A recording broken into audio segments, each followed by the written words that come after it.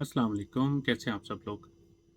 क्या लिंग का सिकुड़ना पॉसिबल है? क्या वाकई रियल लाइफ में ऐसा होता है या नहीं, या सिर्फ आपके ज़हनी एक खलिश होती है, ये एक ज़हनी मरीज़ होता है कि वो कहता है कि यार मेरा तो साइज़ में बहुत ज़्यादा छोटा होता जा रहा है और गोश्त का लोथड़ा होता जा रहा है, साथ में उसमें होशियारी भी बिल्कुल ख़त्म है। आज की वीडियो में मैं ये डिटेल बताऊंगा कि पिनाइल श्रिंकेज सिकुड़ना लिंग का बिल्कुल पॉसिबल है। इसके पीछे मुख्तलिफ वजूहत होती हैं, इसकी मुख्तलिफ रीज़न्स होती हैं। इसको मैं 3 कैटेगरीज़ में रखूँगा और तीनों कैटेगरी होने की वजूहत भी बताऊँगा, फिर उनको उससे बचा कैसे जा सकता है और उनका ट्रीटमेंट भी बताऊँगा। ठीक है? मैं अपना तारुफ़ करा दूँ, मैं doctor Abdul Halim Sajid, working as andrologist from United Arab Emirate. बात करते हैं वक्त ज़ाया किए बगैर आज के टॉपिक की, पिनाइल श्रिंकेज, कि हम इसको कैसे रिवर्स कर सकते हैं, कि अगर आपका साइज़ छोटा हो भी गया है, तो हम उसको नॉर्मल कैसे ला सकते हैं और उसकी वजूहत क्या हैं।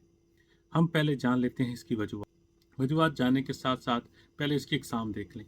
सबसे पहले तो मैं इनको 3 कैटेगरी में रखता हूँ। एक वो लोग जो 18 साल या 20 साल से कम लोग हैं, और एक वो लोग जो डायबिटिक और ब्लड प्रेशर के मरीज़ होते हैं यानी 40 प्लस, और तीसरी कैटेगरी वो है जो अपनी मैरिड हैं और अपनी वाइफ से दूर होते हैं यानी परदेश में, जहाँ पे आप 6-6 महीने, बेशक वो अगर पाकिस्तान के अंदर हैं, इंडिया के अंदर, बांग्लादेश में हैं, लेकिन वो अपनी वाइफ को 3-3 महीने के बाद जाके सेक्स करते हैं।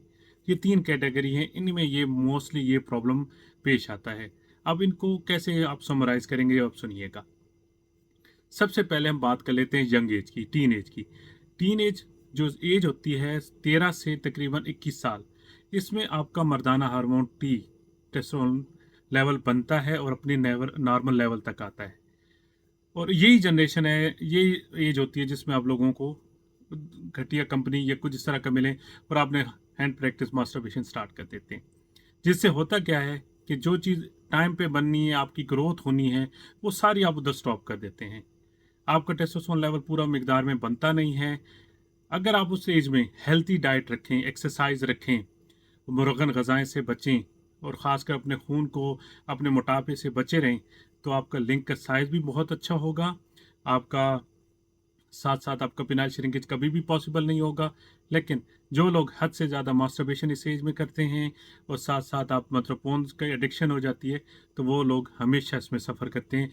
उनका वही गोश्त के लोथड़े की तरह ही होता है, उनका इरेक्टाइल डिसफंक्शनिंग भी नॉर्मल चीज़ है, उनके साथ साथ प्रीमेच्योर एजुकुलेशन भी, सूरतुल इंज़ाल भी उनके लिए नॉर्मल चीज़ है, क्योंकि वो अल्फ़ा और डेल्टा फाइबर्स अपने ग्लैंड पे बनने ही नहीं देते हैंड प्रैक्टिस कर करके।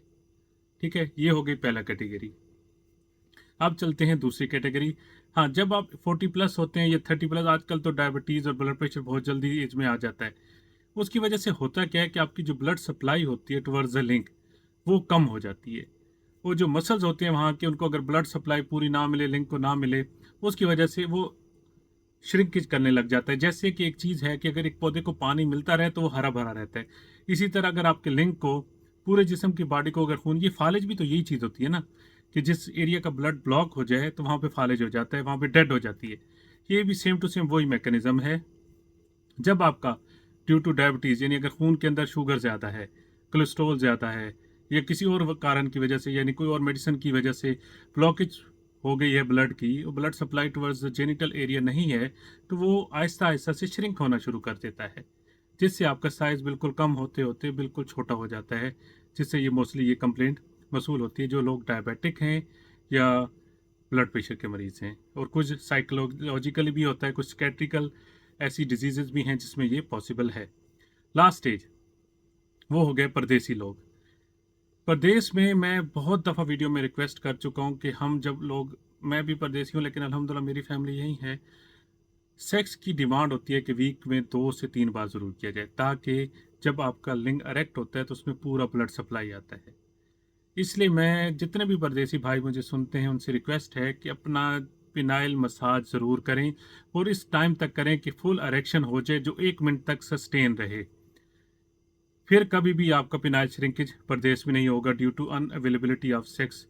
यानी अगर आप सेक्स नहीं कर सकते, और कुछ लोग गलत तरफ जाते हैं, गलत सेक्स करते हैं, तो वो भी एक अल्लाह ताला के दाहिर से बाहर जाते हैं, तो वो भी पकड़ में आ जाते हैं। वो काम भी आपने कभी नहीं करना। मास्टरबेशन अगर बहुत हद ज़रूरत है, ये सिर्फ परदेशियों के लिए तो वीक में तो नहीं, महीने में या 2 महीने या 3 महीने में, ये भी रिकमेंड नहीं करूँगा। लेकिन ये है कि ज़ना करने से बेहतर है कि hand without porn addiction, porn नहीं देखनी, नॉर्मली अगर आप कर सकते हैं तो कर लें। लेकिन महीने, 2 महीने, 3 महीने बाद एक दफ़ा हो गए तो उसके कोई साइड इफ़ेक्ट नहीं है। जो यानी पिना अब इसके पीछे एटियोलॉजी क्या है, यानी वजूहत क्या होती हैं कि परदेसी लोगों के साथ ऐसा होता क्यों है कि जब आप लोग देखें ना, एक गाड़ी चलती रहती है तो उसकी हर चीज़ें एक्टिव रहती हैं। जब इंसान सेक्स करना छोड़ता है तो वो जिस्म उस उधर के हालात के हिसाब से आपका लिंक उसको डेवलप करने लग जाता है। यानी ब्लड सप्लाई नहीं आएगी तो मसल्स को आदी हो जाएगा, यहाँ पे तो कुछ भी नहीं है। लेकिन अगर आप उसको मसाज करते रहेंगे तो उसको, क्योंकि एक नरम जगह विजेना की तरह मिलती रहेगी तो उसको पता चलता रहेगा, इरेक्शन आती रहेगी तो ब्लड की सप्लाई ठीक रहेगी, फिर उसको ये मसला पेश दरपेश नहीं होगा। ठीक है, ये हो गया परदेशियों के लिए। अब हम बात कर लेते हैं ट्रीटमेंट की।